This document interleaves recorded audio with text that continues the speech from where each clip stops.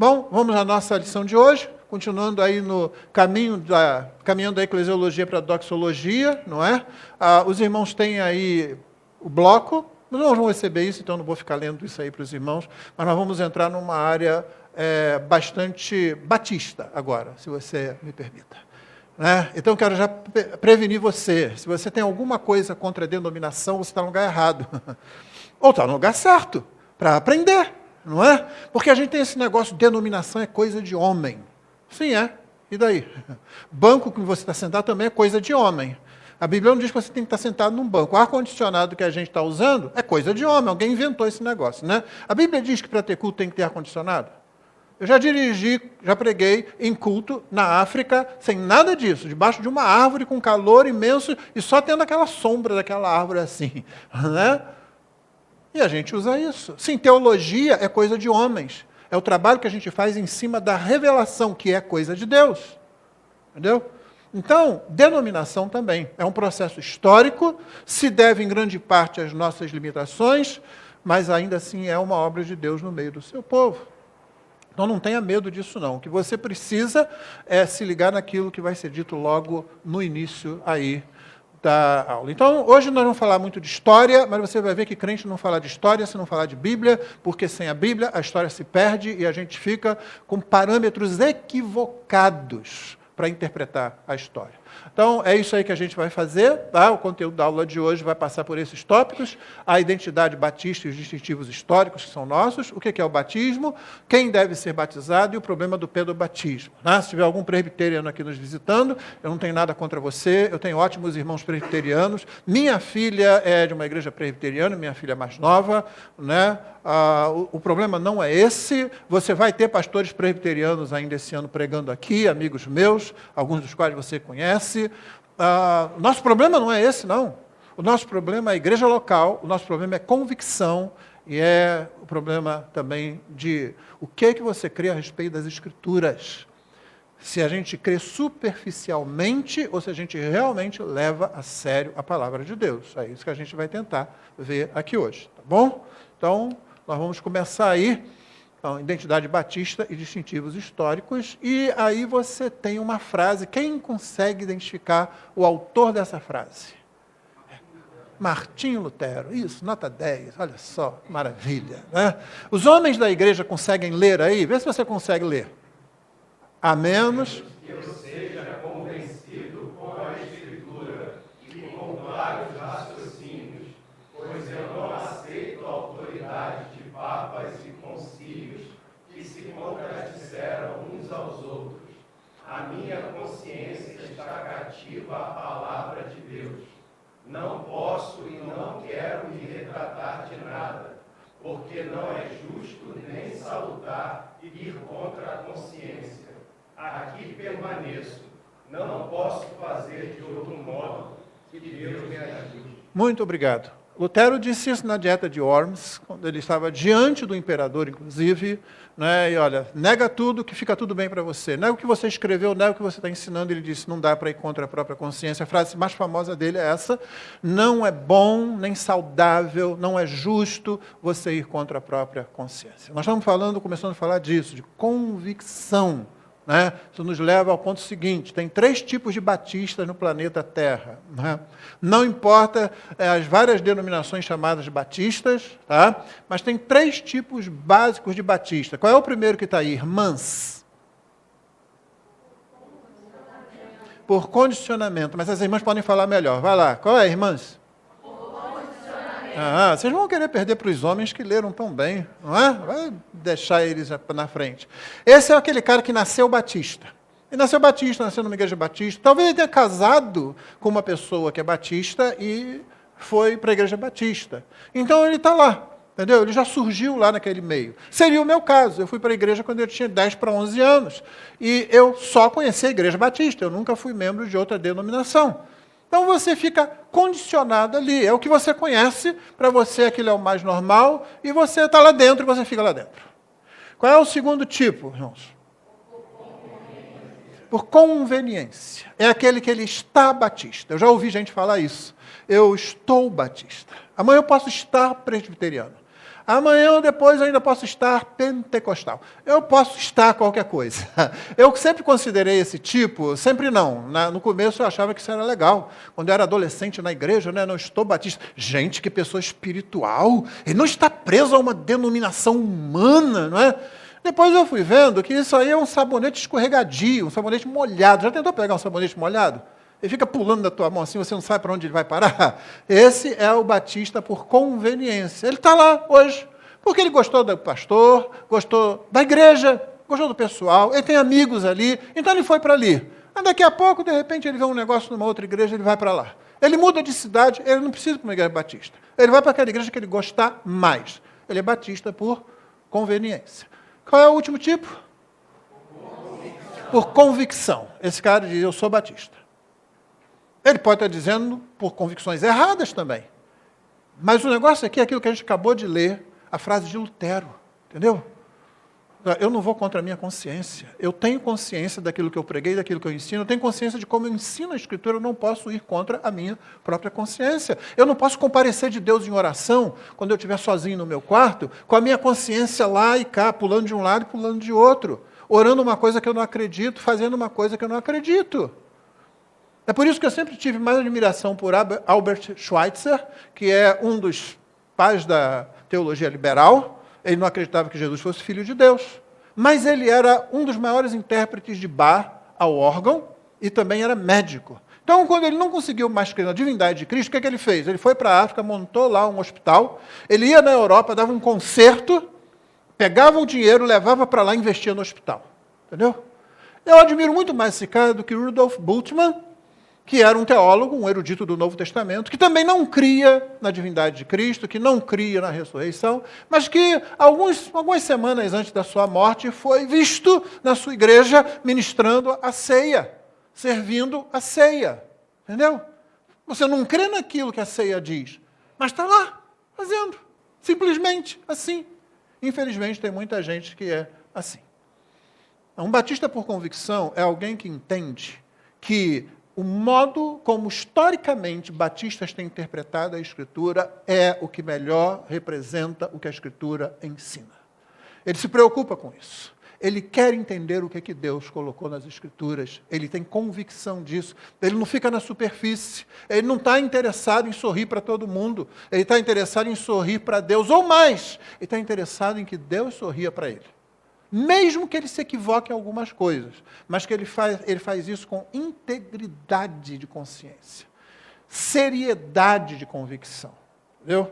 E nós queremos alcançar isso. Em nossa igreja, nós queremos batistas por convicção. Se você não é um batista por convicção, talvez você deva procurar uma igreja onde você possa servir realmente sem representar um perigo para você mesmo e para o corpo de Cristo. Porque em algum momento a ranhura vai acontecer. A ranhura já acontece, mesmo numa igreja em que todo mundo tiver convicção.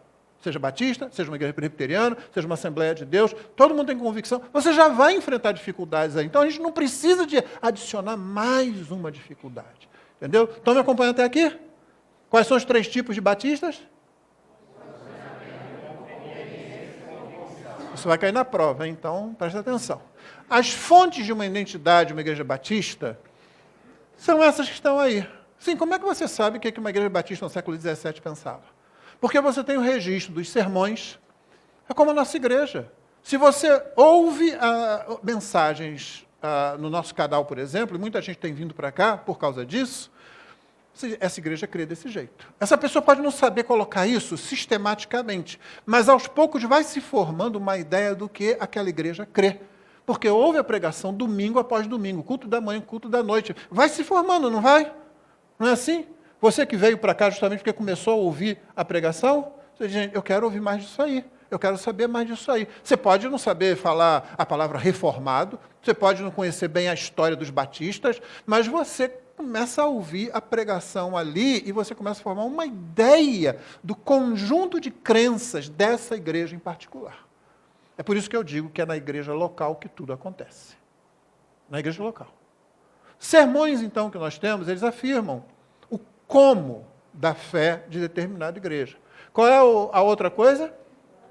Orações são registradas. Nós estamos pensando aqui na igreja, é um sonho que eu tenho, de pegar as orações, porque os irmãos, desde 2018, começaram a escrever as orações. Eu não sei se você sabe, a esmagadora maioria das orações feitas nos nossos cultos são escritas, né? Eu não ordenei isso, eu só disse, isso existe, eu falei das vantagens, uma das vantagens é essa. Você tem orações escritas de batistas desde o século XVII. Essas orações refletem o que esses homens e mulheres creem, criam, entendeu? Eles refletem. Você vê a oração, né?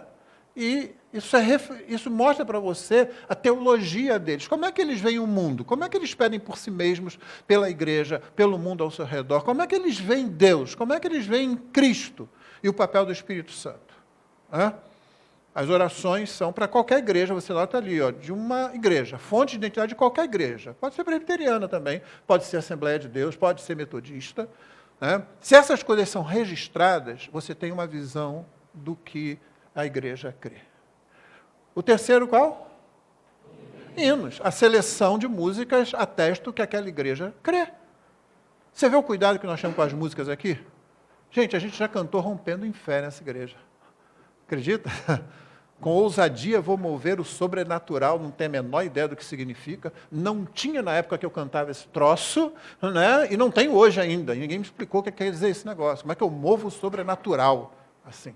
É o quê? É uma alusão a eu consigo empurrar Deus. Eu tive um pastor que falava assim, você tem que colocar Deus contra a parede. Ele ensinava assim, é um pastor batista. Os hinos que nós cantamos falam do que nós cremos. É por isso que a gente tem preocupação, o pessoal da música tem uma preocupação em rever, em reler. De vez em quando a gente para de cantar uma música. Vão sumindo, porque elas simplesmente não refletem o que nós cremos nas Escrituras. Então, elas têm que sair. Ao longo da história dos batistas, hinos falaram sobre isso. Catecismos também, desde o século XVII. O catecismo é aquele sistema de pergunta e resposta que vai ajudando você a compreender, não é? Não é coisa de católico, tá bom? É coisa de igreja, é coisa de protestante desde o começo. Os catecismos, eles existem desde o século XVII, por exemplo, e eles são uma bênção também porque eles demonstram o que a igreja crê.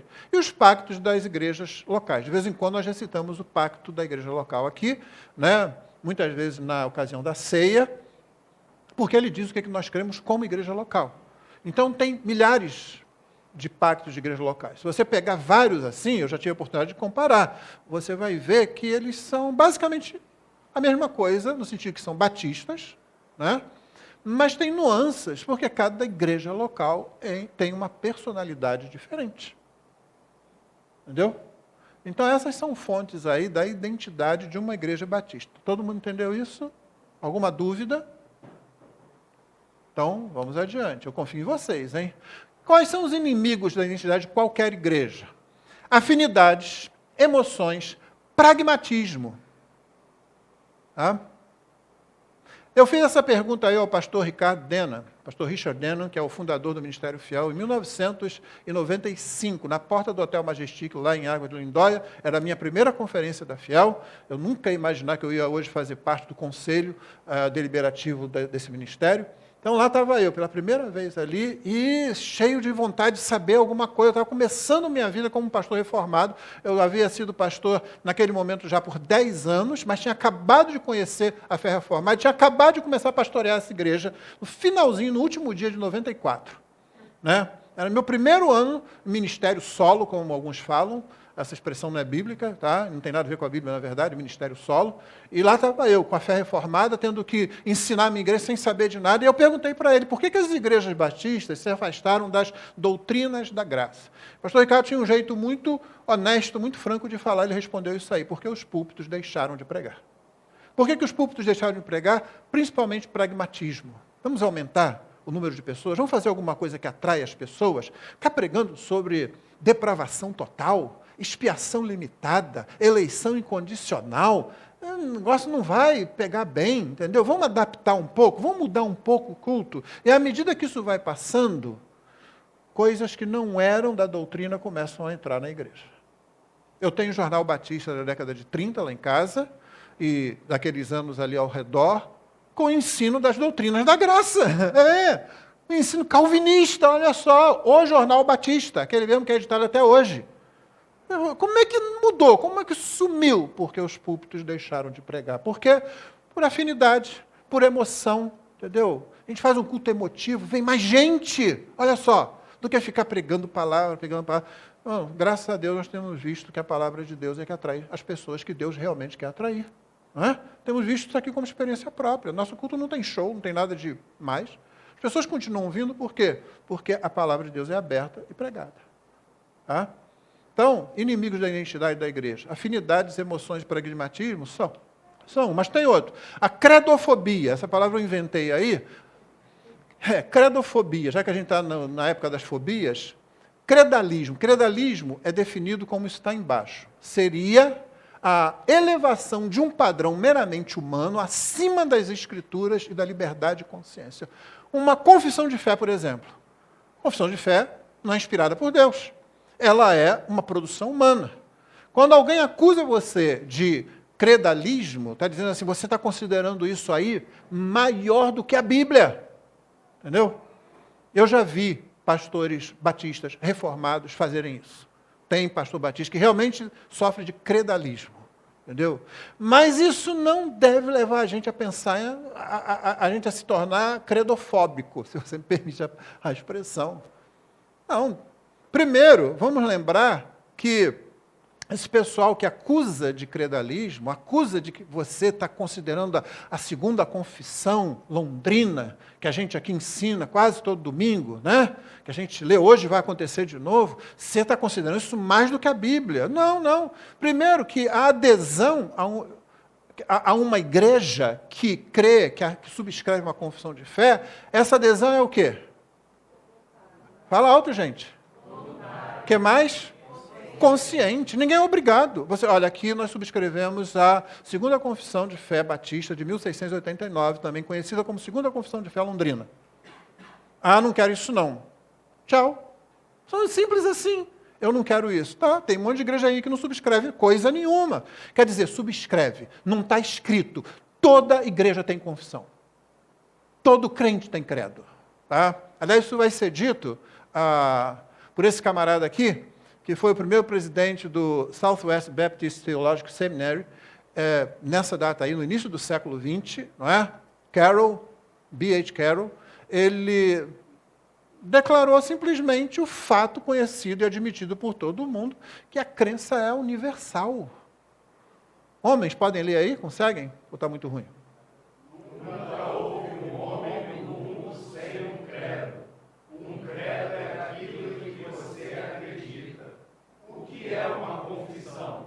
É uma declaração daquilo em que você acredita. Toda igreja, todo homem, todo ser humano tem um credo.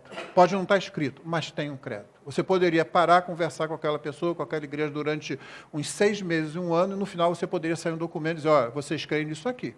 É o que eu ouço no sermão de vocês, é o que eu ouço na oração de vocês, é o que eu ouço na música que vocês cantam, é o que vocês estão falando aqui o tempo todo. É isso aqui que vocês creem. Todo mundo tem um credo. Então, uma confissão é simplesmente a exposição daquilo que você crê, que a Bíblia diz. Tudo bem até aí? Podemos ir? Porque eu tenho que correr, senão 17 horas eles brigam comigo. Você passou do tempo. Juízes 2:10. Podem ler todos? Toda aquela geração também morreu e foi reunida aos seus pais. E depois dela se levantou uma nova geração que não conhecia o Senhor, nem as obras que ele havia feito por Israel. Outro inimigo da identidade de uma igreja é a ignorância histórica. Uma geração se levantou que não conhecia o que Deus tinha feito a Israel, e o livro de Juízes começou naquele ciclo de abandono a Deus, Deus manda a disciplina, tem arrependimento, Deus levanta um juiz, e enquanto aquele juiz está vivo vai tudo bem, aí depois começa tudo de novo. Por quê? Juízes 2:10 dá o início daí. Em oposição a isso, você tem a ignorância histórica, então ela leva um desprezo pela história, porque você não conhece, não quer saber disso, né? Não quer saber a história de Batista, o pessoal que andou lá no século XVII fazendo alguma coisa, lá em 1689, gente.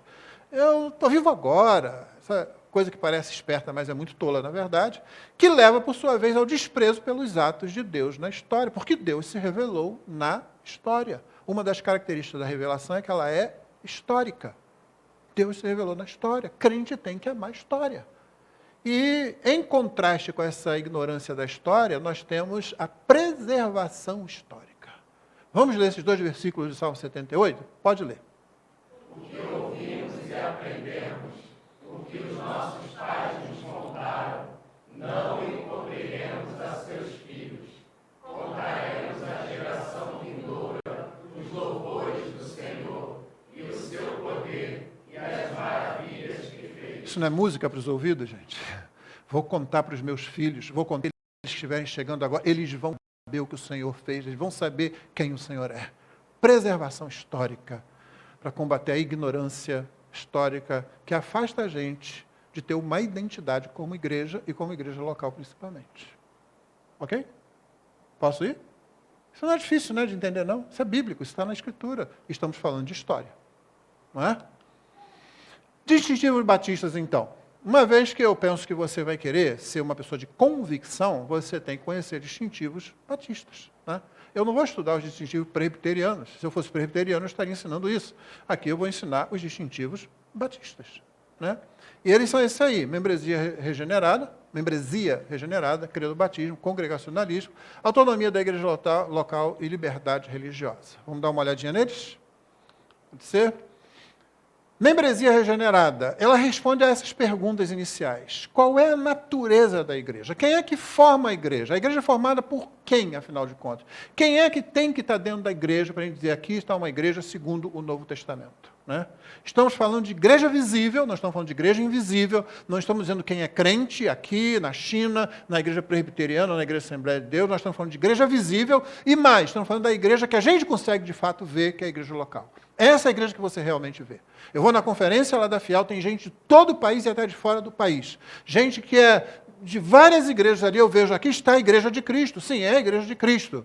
Mas eu não tenho nenhuma ingerência sobre eles, eu não faço disciplina sobre eles. A igreja que eu conheço, a igreja onde eu influencio, a igreja onde eu sou testado, provado, abençoado e eu cresço, é a igreja visível em seus termos locais. É aqui que tudo acontece. É aqui que a gente se apresenta, é aqui que a gente se expõe, entendeu? Ao crivo dos demais irmãos que vão me ajudar a crescer, e eu vou ajudá-los a crescer também. É isso que a gente tem em mente. A gente não está julgando outras igrejas, a gente não está julgando a igreja universal, no sentido da igreja que está no planeta Terra, a igreja invisível, aquela que só Deus vê. Nós estamos trabalhando com a igreja que está aqui, com a igreja que a gente vê, e nós vamos ver que a gente tem base bíblica para isso, né?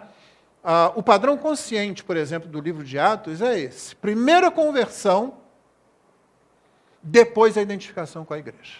É isso aí. É isso que você vai ver. A gente está querendo responder o quê? Quem é a igreja? Quem é que forma a igreja? E o padrão consistente do livro de Atos é esse aí. A conversão é anterior, antecede a identificação com a igreja. Está aí, Atos 2, 41 e 44. Está vendo? Pode ler? Então, os que aceitaram a palavra de Pedro foram batizados, havendo um acréscimo naquele dia de quase 3.000 pessoas. Ok. Quem que foi batizado? Os que aceitaram a palavra, os que creram. E eles foram acrescidos a quê? A igreja. Não tem outra instituição. Eles não foram acrescidos ao templo, ao grupo dos saduceus, entendeu? Eles foram acrescidos à igreja. Continua. E perseveraram na doutrina dos apóstolos e na comunhão, no partir do pão e nas orações. Em cada alma havia temor, e muitos prodígios e sinais eram feitos por meio dos apóstolos. Todos os que criam estavam juntos e tinham tudo em comum. Quem é que estava junto? Não eram os que concordavam uns com os outros, é todos os que criam na pregação apostólica. Eles podiam não concordar em tudo, principalmente naquele início da igreja, mas eles criam na pregação do evangelho conforme receberam dos apóstolos. Ok? Vamos ver mais? Atos 4:4, pode ler? Porém, muitos dos que ouviram a palavra creram, subindo o número desses homens a quase 5.000. Eles colocaram as pessoas na igreja para ver se elas criam? Não. O que aconteceu? Os que creram foram adicionados à igreja e o número subiu a quase 5.000. Primeiro a fé, primeiro crer, depois a adição à igreja. Tá? Isso, qual é a natureza da igreja, então? Ela é formada por quem? Regenerada. Membresia regenerada. E quem são os regenerados? Os que creem na pregação do Evangelho. Tem dúvida com relação aos textos bíblicos? Alguma dúvida com relação a isso? Então vamos continuar. Membresia regenerada. O P do batismo, o batismo de bebês, ele admite na igreja pessoas que não estão ligadas a Cristo. Sim, bebê, a criança, que não é capaz de fazer uma profissão de fé, nós temos que assumir que ela não está ligada a Cristo. Você pode assumir que o bebê tem fé em alguma coisa? Não, não pode. Só que Jeremias diz que na nova aliança todos conhecerão a Deus. É a palavra do próprio Deus. Na nova aliança, Jeremias 31, 34, diz, todos me conhecerão. Ninguém vai ensinar o outro conhece ao Senhor, porque quem está dentro da nova aliança conhece ao Senhor. E você sabe o sentido do verbo conhecer, falamos disso há poucos domingos, inclusive, numa mensagem. Né? Conhecer não é simplesmente saber que está lá, que existe, não é conhecimento no sentido grego, é conhecimento no sentido semítico, no sentido em que o povo de Israel entendia, em que a cultura israelita, na qual dentro dela foi escrita a Bíblia, no sentido que eles conheciam. Você está num relacionamento íntimo, num relacionamento definido com Deus.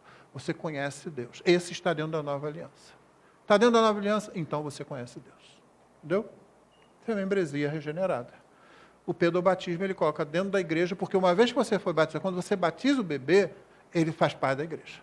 A concepção é essa. Então, nós temos uma diferença de concepção da natureza da igreja. Nós dizemos, não, a igreja, segundo o Novo Testamento, é composta de pessoas que creem na mensagem do Evangelho. Primeiro a fé, depois a membresia. Entendeu? Alguma dúvida sobre isso? Esse é o ensino da Escritura, como a gente vai continuar vendo. Mas vocês não se preocupem. Sim, por causa disso, a gente parou de usar esse termo, que eu mesmo comecei a usar aqui, crianças da aliança. Eu vou perguntar assim, qual aliança? Filhos da aliança. Qual que você está se referindo? A nova aliança. Então ele professou a fé. Não, tem só 3 meses. Então, não está. Deu para entender? É duro, né? Porque a gente é aquele negócio, emocionalismo, sentimentalismo, afinidade não constroem boa doutrina. O que constrói boa doutrina é o estudo da palavra de Deus. Deixa eu abrir um parênteses para dizer que os presbiterianos não é por causa de emocionalismo só, não. Tá? Eles têm mas isso a gente vai ver domingo que vem, eles têm uma concepção diferente do pacto. E a gente vai ver a concepção pactual batista, mas no domingo que vem. Hoje eu estou querendo ver o processo histórico e biblicamente fundamentado. Mateus 28, 19, nós aqui entramos no credo-batismo, não é? Nós cremos no credo. O que é credo-batismo? Batismo do crente. É crente? Pode ser batizado.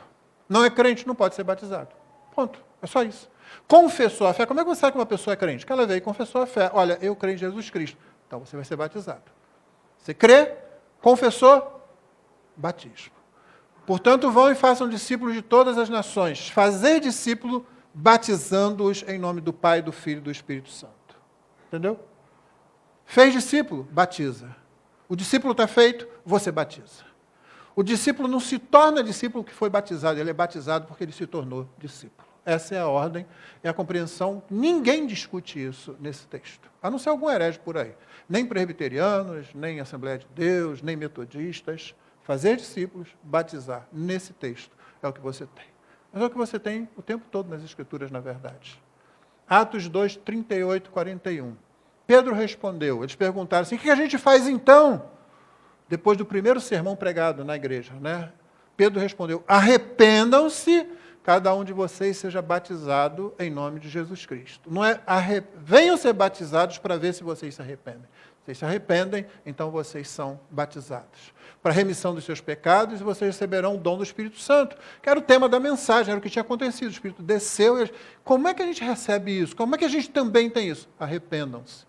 Que significa arrependimento e fé, conforme toda a pregação de Pedro, mas fica claro no verso 41. Então, os que, o quê? Havendo. Pedro falou, arrependam-se, aí seja batizado. Então, os que aceitaram a palavra, não foi só isso aí, foi todo o sermão que ele pregou, quando ele pregou o evangelho. Esses aí foram batizados e acrescentados à igreja. Nessa ordem. Alguma dúvida? Atos 8:12, pode ler? Quando, porém, deram crédito a Filipe, que os evangelizava a respeito do reino de Deus e do nome de Jesus Cristo, iam sendo batizados, tanto homens como mulheres. Como é que foi? Eles deram crédito, então eles iam sendo batizados. Tinha lá um sujeito lá fazendo mágica que gostava de enganar lá em Samaria. Aí chegou Filipe lá e foi pregar o evangelho. Quando eles deixaram aquilo e deram crédito, ou seja, creram naquilo que Filipe pregava, que está aí, reino de Deus e do nome de Jesus Cristo, é o evangelho. No momento em que eles creram, eles o quê? Foram sendo batizados. Tanto homens como mulheres. Tá? Creu, então é batizado. Atos 8, 36, 37. Esse aí é clássico, né? O eunuco lá da Etiópia, né?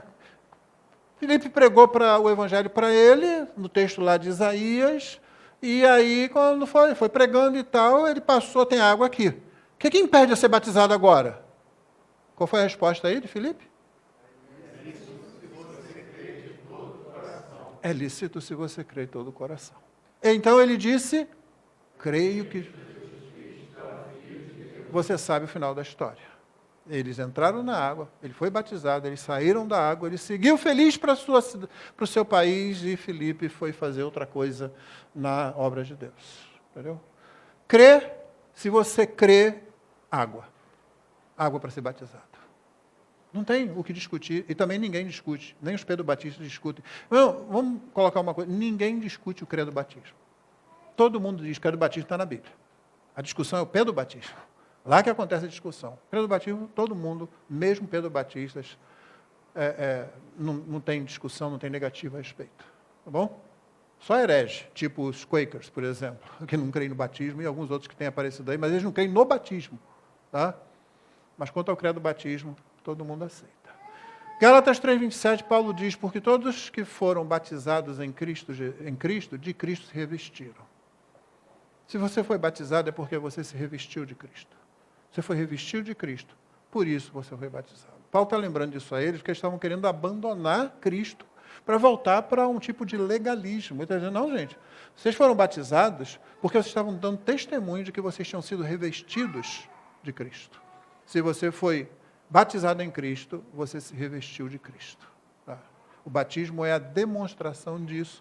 Como a gente vai ver, o batismo é fé pública, né? Esse texto, às vezes, é bastante usado para falar sobre batismo de criança, né? Mas a verdade é que o carcereiro, lá em Filipos, né, no capítulo 16 de Atos, você se lembra? Porque ele foi batizado com toda a casa dele. Mas olha só o que está em negrito aí. Não pode falar negrito, né? Desculpa. O que está em afro... Eu não sei qual é a palavra. Enfim... Senhor Jesus, quando ele falou, o que eu faço para ser salvo? Né? Desculpa, a disso eu não resisto. O que eu faço para ser salvo? Crê no Senhor Jesus e você vai ser salvo. Você e toda a sua casa. Pregaram a palavra de Deus ao carcereiro e a todos que faziam parte da casa dele. Foi lá no berço onde estava o bebê, Jesus. Você imagina isso acontecendo? Porque o pessoal diz assim, toda a casa dele foi batizada. O texto diz isso no final. Certamente havia um bebê ali. Renato, tem bebê na sua casa hoje? Então, se Renato fosse o carcereiro, né? Lá ser batizado, não tem nenhum bebê lá. É um argumento, esse argumento do silêncio, né? Olha, não diz que não tem. Tá, mas não está dizendo que tem. E está dizendo, pregou-se o evangelho a todos na casa. E então, todos os membros da casa dele foram batizados. Todos os membros do quê? A quem eles pregaram o evangelho. A todos que faziam parte da casa dele. E no final, manifestavam alegria, ele com os seus, manifestava grande alegria por ter crido em Deus. E o bebezinho de 2 meses estava lá pulando no berço. Eu criei em Deus. Não tem, esse argumento não funciona nesse texto. Continua aqui a mesma coisa. Ouviu a pregação, creu, batismo. Não tem o que discutir com esse texto. Novamente, ninguém discute isso aí. O que eles discutem é dizendo assim, mas devia ter um bebê ali. Gente, provavelmente esse homem já era de certa idade, um carcereiro, geralmente era um soldado que já tinha sido aposentado. Então, ele estava lá. O trabalho que ele podia fazer é aquele. Seus filhos provavelmente já eram grandes, né? E podiam ter bebês ou não na casa. Mas nenhum bebê recebeu pregação do Evangelho, manifestou fé e ficou alegre no final, porque creu. Tá bom? Deixa eu seguir. Distintivo batista. Congregacionalismo é outro, né? Vocês já viram aí Mateus 16 e 18? Vocês conhecem esse texto, o pastor Jonatas pregou isso. Aliás, a tarefa de vocês vai ser a leitura do sermão do Jonatas e uma tarefa específica em cima disso, tá? O sermão dele no dia do último batismo que teve aqui na igreja foi muito bom, apresentou com clareza, inclusive, isso aí. A autoridade de Mateus 16 e Mateus 18, que os irmãos já têm ouvido aqui há bastante tempo, a autoridade dada à congregação para a pregação do Evangelho no capítulo 16 e a congregação para a disciplina no capítulo 18. E acima da congregação, né, depois se teu irmão pecou, você falou com ele, nada, você levou testemunha, nada, falou com a congregação, nada, não tem mais onde levar isso. Acabou ali, a congregação decide a disciplina sobre aquele irmão. Nenhum outro grupo ou instituição é reconhecido acima da igreja. Não tem um concílio acima da igreja, é a congregação, não tem um concílio. Você sozinho também não é igreja. Então, se num sentido, você, um grupo maior, juntar várias igrejas para decidir, isso não tem na Bíblia, no outro sentido, no sentido contrário, você sozinho não é igreja, não, tá? Esse negócio de gente aí dizendo, eu sou igreja de Cristo, eu não sou igreja de Cristo, então eu posso ficar na minha casa e sou igreja. Eu posso dar ceia lá em casa porque nós somos crentes. Não, você sozinho não é igreja. Uma família sozinha não é igreja. A igreja é uma assembleia reunida dentro de certas formalidades que estão estipuladas no Novo Testamento. Vocês já viram isso. Isso foi estudo do bloco passado, não é? Não é qualquer um que diz eu sou igreja porque eu creio em Jesus. Não. Jesus nunca deu autoridade a um indivíduo sozinho. É sempre a congregação reunida, né? Atos 6.1, vocês veem que quando eles tiveram que chamar gente para ajudar a servir, a fazer a distribuição, porque tinha viúvas, principalmente quem era de fora da Judéia, sem ser atendido, pobres sem ser atendido, que eram de fora da Judéia, eles falaram à congregação. Os 12 convocaram a comunidade dos discípulos e disseram, irmãos, escolham entre vocês, irmãos, ele não chamou um grupinho lá e disse, olha, escolhe aí um pessoal desse grupo, não. Chamou a congregação, chamou a multidão, disse, escolham aí entre vocês, eles só deram a orientação. Homens de boa reputação, cheios do espírito de sabedoria, para fazer essa tarefa, que depois acabou sendo reconhecido como um embrião do diaconato, da diaconia dentro da igreja. Bom? Chamou a congregação. 1 Coríntios 5, você sabe aquele caso de disciplina grave, uma pessoa cometendo um pecado grave, escandaloso dentro da igreja de Corinto, não é? E Paulo sempre usa o plural, o tempo todo ele fala, vocês estão sendo orgulhosos, vocês não estão honrando o nome de Cristo, vocês estão permitindo esse escândalo aí. E ele vai dizer, vocês têm que resolver isso. Mesmo sendo apóstolo, ele não ordena unilateralmente, façam isso. Não, ele diz, eu, junto com vocês em espírito, eu estou junto com vocês, sob a autoridade do nome de Cristo. É isso que Paulo fala. Ele diz assim, olha, façam isso, tira esse cara daí. Não. Ele está dizendo, porque ele é o apóstolo, ele tem que orientar a igreja, né? E tem que chamar a atenção da igreja, mas é a igreja, ele se une à igreja em espírito, ele se une à congregação, porque ele não está lá, né? Mas ele não vai lá verificar, não, ele ordena, vocês que vão fazer, vocês têm que fazer isso aí. E a igreja, a gente quer crer que fez. Ele deixa claro que a igreja deve exercer autoridade e disciplinar sobre os seus membros. No verso 12 ele pergunta, porque o que nós temos que julgar os de fora? Mas vocês vão julgar os de dentro, não vão? Ele faz uma pergunta retórica, ele termina o versículo assim. Mas nós temos que julgar os de dentro, não é? Paulo reconhece, tem um limite, esses aqui estão dentro, fora a gente não faz nada. Agora, dentro, a igreja local, a congregação, é que faz esse julgamento, é que estipula isso. Tá? Atos 15, né, constantemente usado contra o conceito de congregacionalismo, porque se reúnem lá para resolver o problema dos gentios. O que a gente vai exigir dos gentios? Né? Então, o que reúne? O texto diz que se reuniram os apóstolos, os anciãos, mas a igreja também. Isso fica claro no último versículo, no verso 22. Quer dizer, não é o último versículo, é o versículo que dá início à carta que foi preparada para ser enviada às outras igrejas, onde se diz, então pareceu bem a quem? A quem, gente? Apóstolos. Com quem? Com toda a igreja. Quando a decisão é tomada e enviada, ela é enviada em nome da igreja. Não são os apóstolos. Os apóstolos reunidos em Jerusalém decidem que? Não. Os apóstolos, com os presbíteros, os anciãos da igreja, e com toda a igreja. É isso que é enviado às demais igrejas. Vamos lembrar, isso não resolveu o problema, não resolveu. Nós não seguimos o que está escrito ali, não seguimos, tá?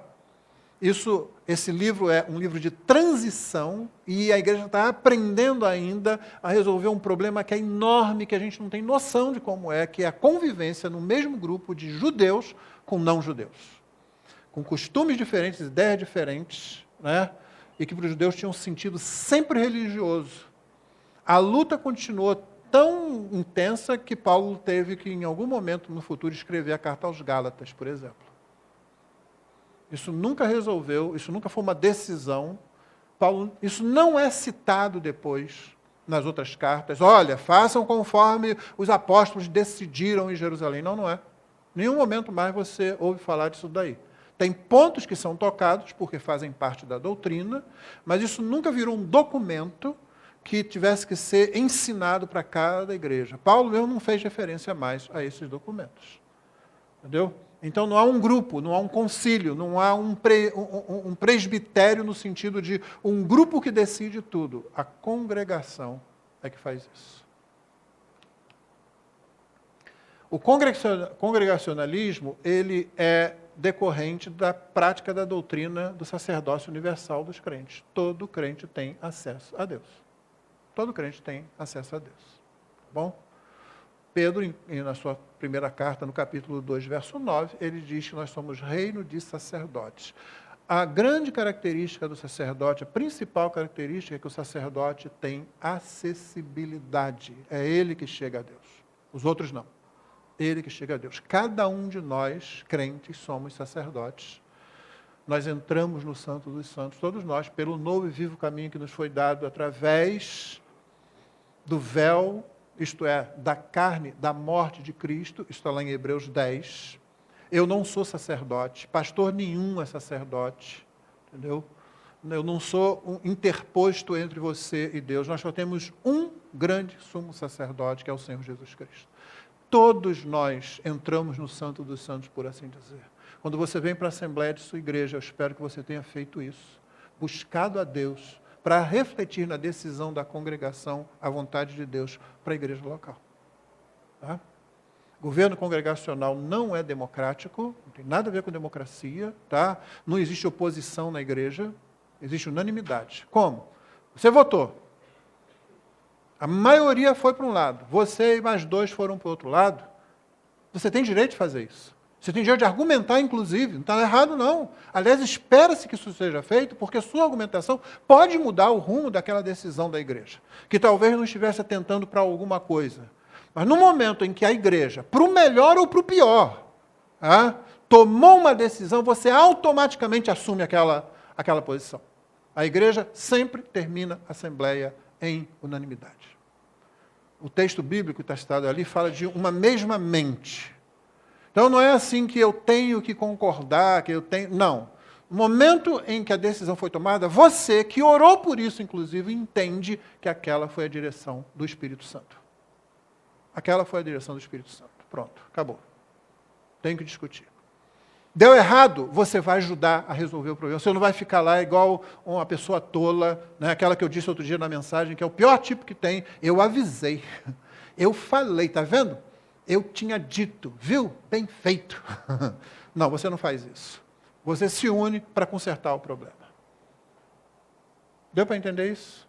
Governo congregacional não é democracia. Tá?